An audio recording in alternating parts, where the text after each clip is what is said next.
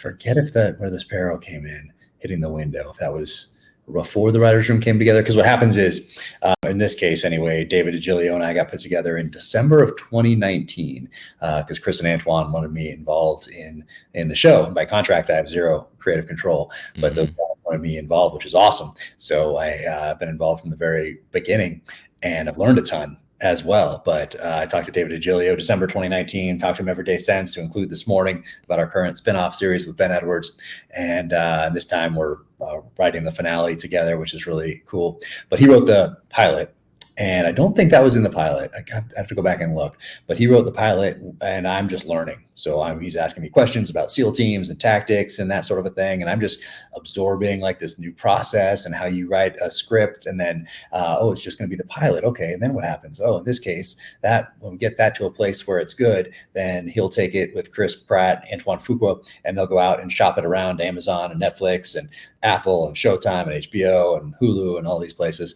And then from there, it'll get an infusion of cash, and then they'll put the writers' room together. And then these writers will take the material of the book and that pilot and start working on this outline and this story arc for this 8-episode season. And what does that look like? Okay. And then you get to that stage, and then you break those down into these different episodes. And then each writer in the writers' room takes one of those, but it's still very collaborative. And throughout that whole process, I was just learning. So the sparrow hitting the window, the red, the conflation, psychological thriller aspect of it, all those came about in that creative process. I'm trying to make the best show we possibly could. I knew it was going to change too. That's the other part. Like, I didn't go into it thinking they're going to take this word for word adaptation. I went in there knowing that, hey, First Blood, the book by David Burrell of 1972, very different than the Sylvester Stallone film in the early 80s, but both fantastic. So I went in knowing that this is an adaptation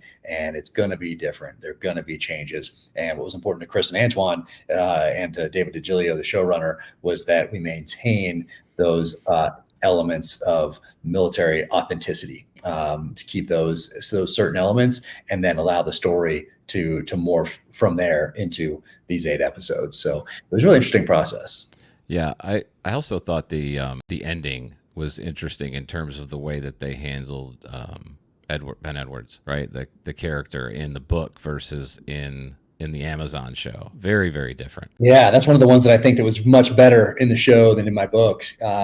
And I think it was better in the writer's room, in the scripts. And then what Taylor Kitsch brought to that character morphed it even more and elevated that character even more, gave more depth, made it more interesting. And that's one that 100% much better in the show than in the book, which is why we have this spinoff series with Taylor Kitsch starring as Ben Edwards, his origin story, showing how he goes from the SEAL teams to the CIA. And it's really good. It is awesome right now. The scripts are amazing. Filming it right now. I'm about to head out the door tomorrow, actually, head over to Europe to film, and it's looking really good.